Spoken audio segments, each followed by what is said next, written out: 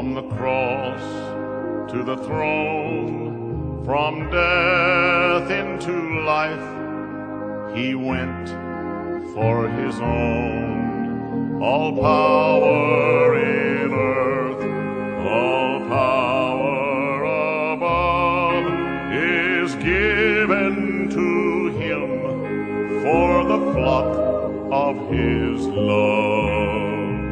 Only believe, only believe, all things are possible, only believe.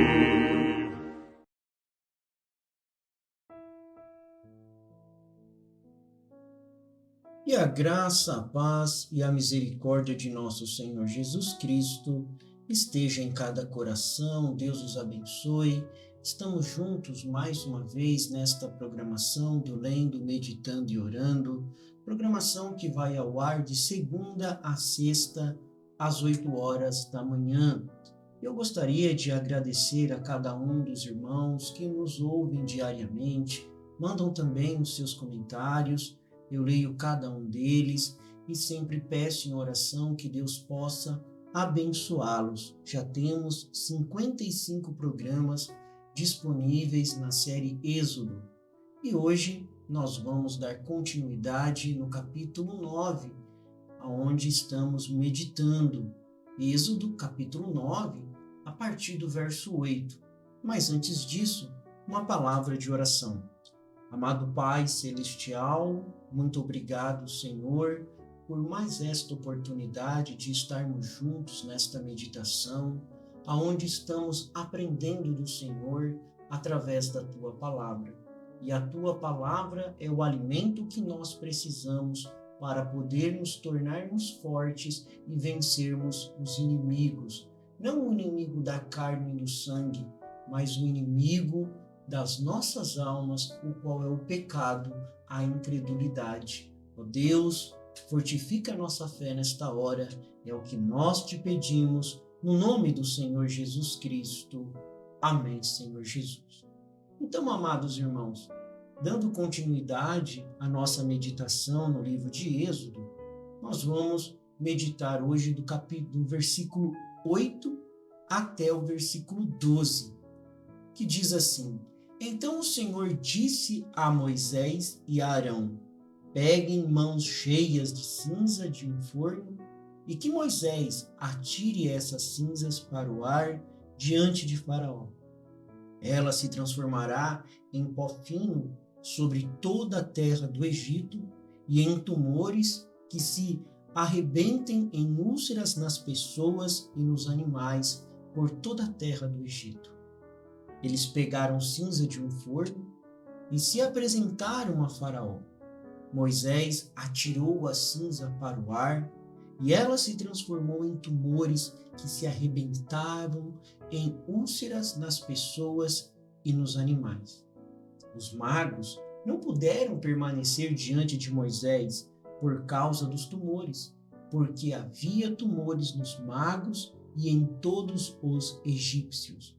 Porém o Senhor endureceu o coração de Faraó e este não os ouviu, como o Senhor tinha dito a Moisés.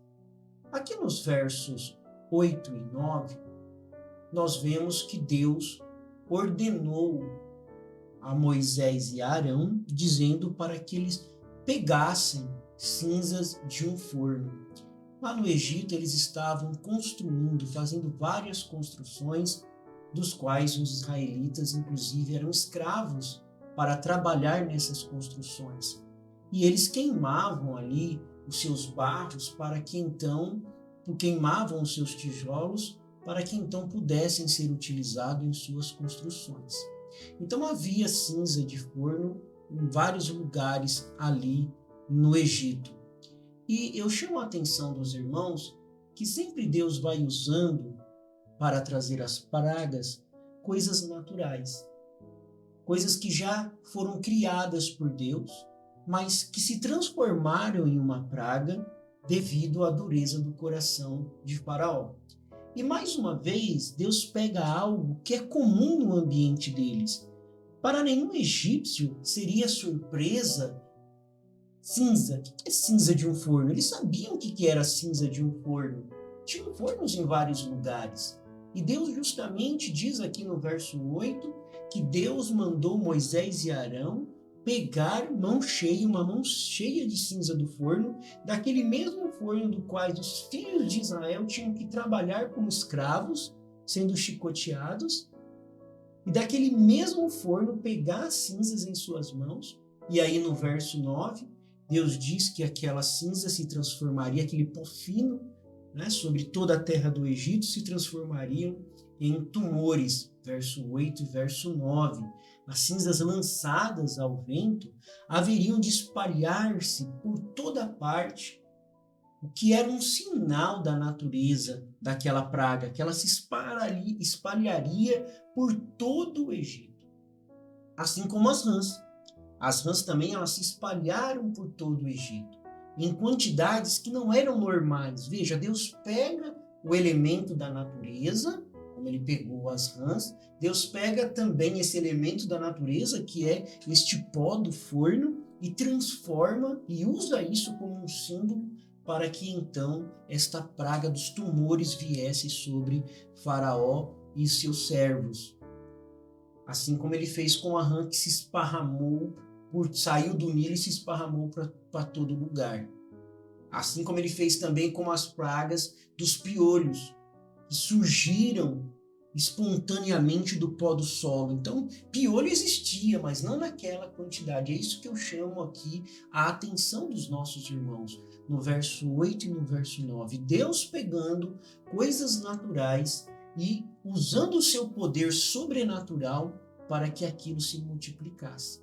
E nos traz a recordação quando Jesus fez a mesma coisa, mas não para trazer uma praga, mas sim para alimentar uma multidão de 5.000 pessoas, aonde ele pega 5 pães, melhor dizendo, e 2 peixes, e ali ele faz o milagre da multiplicação. 5 pães e 2 peixinhos, e Deus faz o milagre da multiplicação. Ele orou ao Pai, e quando ele quebrava aquele pão, aparecia mais pão. Quando ele quebrava aquele peixe, aparecia mais peixe. O milagre da multiplicação estava acontecendo, não como uma praga, mas sim mostrando o grande poder de Deus sobre a natureza, sobre as coisas criadas, o poder do Criador sobre as coisas criadas. Mas vamos continuar aqui. Do verso 10 até o verso 12, a gente vê nesta passagem que os magos, essa classe de charlatões ali do Egito, eles ficavam cada vez mais desacreditados. Sempre tem aqueles que gostam de se opor.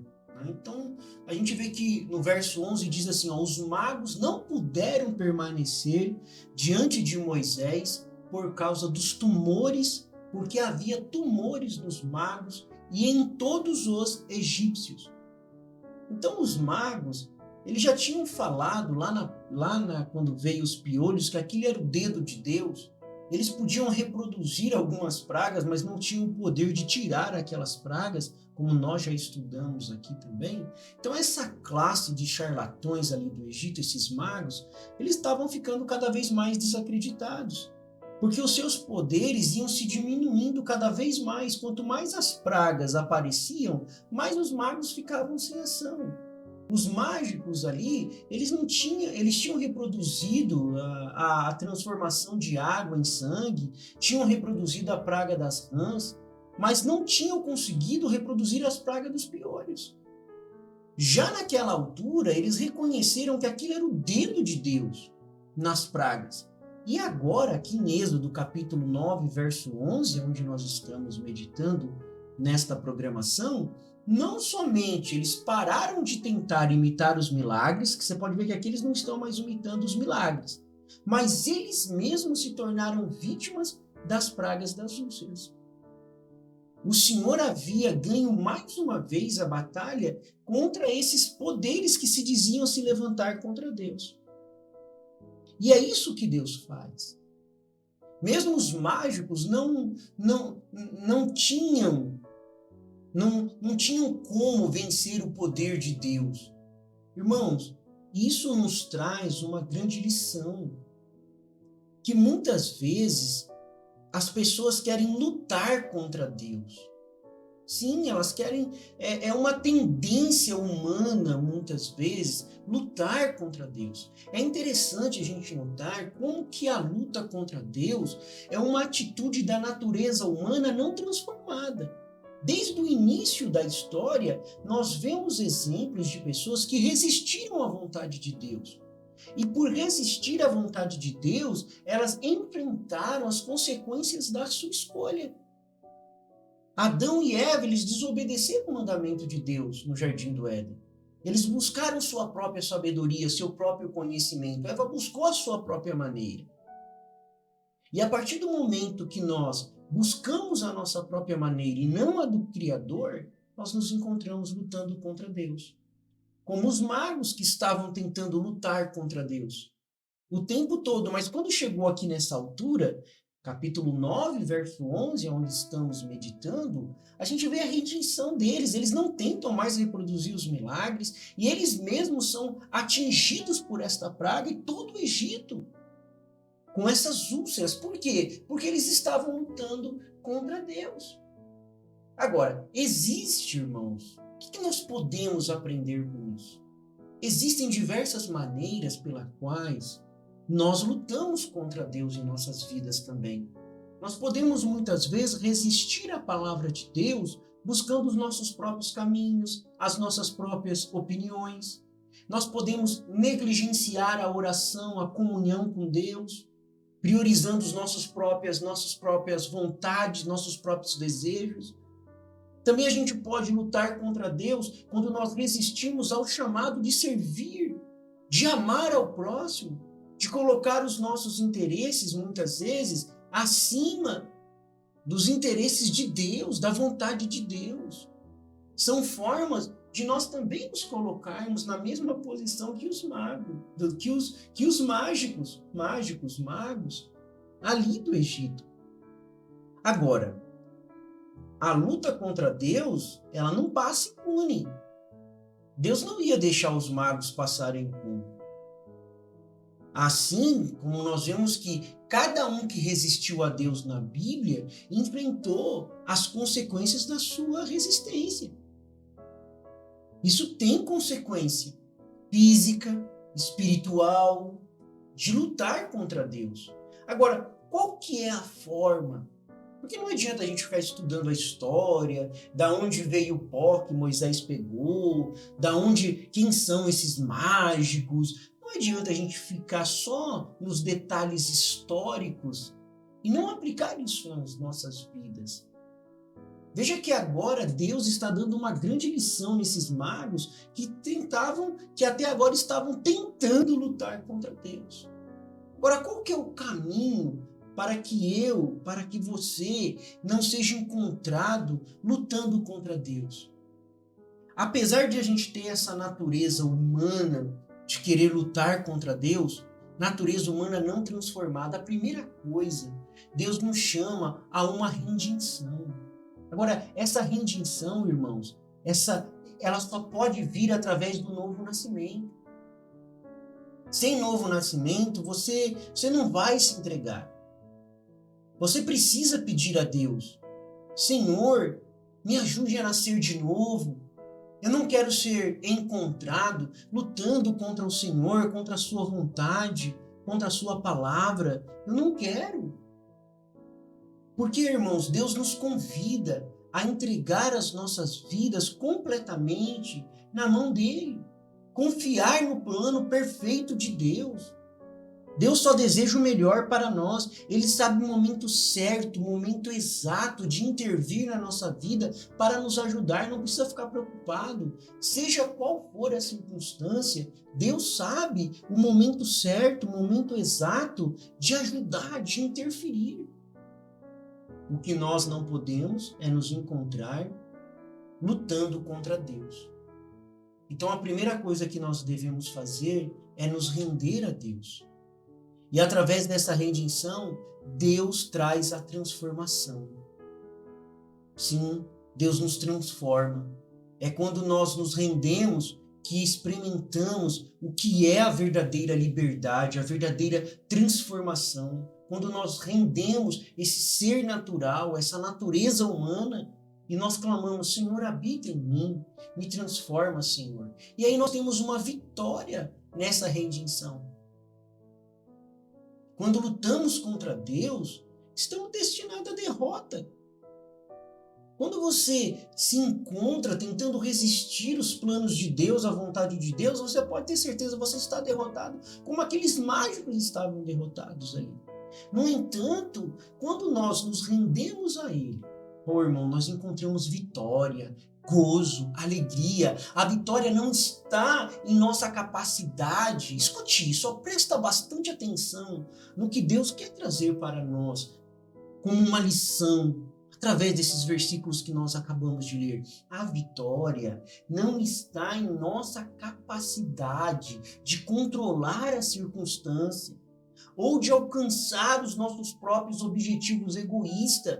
Mas a vitória, ela está na entrega total ao nosso Senhor e na confiança do seu cuidado por nós. A vitória está na rendição, é a paz que excede todo entendimento, é a alegria que transborda, é a transformação que molda o nosso caráter, a semelhança de Jesus Cristo. O que Deus está pedindo para nós hoje é que nós possamos refletir sobre a nossa postura diante de Deus. Será que temos lutado contra Ele em alguma área de nossas vidas? Será que resistimos à sua vontade e nos recusamos a nos render a Ele completamente? Eu convido cada um de vocês a examinar seus corações e, se necessário, nesta hora, ouvindo esta programação, fazer uma entrega total a Deus. Que cada um de nós, eu, vocês, juntos, que possamos reconhecer que a verdadeira vitória está na redenção. E que, ao nos rendermos a Ele, encontraremos a transformação, o novo nascimento que tanto almejamos. Ó, meus irmãos, e o profeta de Deus para esta era, na mensagem Que Isso em Tuas Mãos, ele nos traz uma grande lição. Ele nos diz assim, mas se Deus preordenou qualquer coisa, é tão certo que acontecerá. Olha só, presta bastante atenção. Mas se Deus preordenou qualquer coisa, é tão certo que acontecerá quanto Deus está no céu. Então vai acontecer de qualquer maneira. Não há nada no mundo que possa impedir Jesus Cristo de vir a segunda vez. Deus preordenou que seja assim. Não há como parar a mensagem de cura divina. Você poderia lutar contra ela tanto quanto quisesse, mas Deus ordenou que fosse adiante e está indo, porque Ele é o mesmo ontem, hoje e eternamente. Nós somos convidados, então, a melhor coisa a fazer é se juntar ao plano de Deus e marchar em frente com a igreja. É a melhor coisa que nós podemos fazer. Não lutar contra aquilo que Deus enviou para nos ajudar, mas que possamos seguir o conselho do nosso profeta, de não sermos encontrados lutando contra Deus, porque o que Deus pré-ordenou, qualquer coisa, é tão certo que acontecerá quanto Deus está no céu. Oremos. Amado Pai Celestial, muito obrigado, Senhor Jesus Cristo, por mais esta programação, que possamos, ó Deus, aplicar isto em nossas vidas, que possamos fazer uma revisão, se muitas vezes através de nossas palavras, através das nossas atitudes, nós também não nos encontramos lutando contra Ti. Mas, Senhor, que possamos nessa hora largar tudo de nós e que possamos nos render completamente à Tua vontade. E o nosso clamor é que o Senhor possa transformar, Senhor, as nossas almas, tirar esta natureza humana, colocar a natureza celestial e que possamos, Senhor Jesus, seguir na Tua vontade perfeita. Em nome do Senhor Jesus Cristo. Amém, Senhor Jesus. Amém. O Senhor é a força da nossa vida. O Senhor nos livra dos males deste dia e nos guarde para a hora da sua aparição. Eu sou feliz com Jesus. Deus os abençoe, Deus os guarde e até a próxima programação, se Deus assim nos permitir.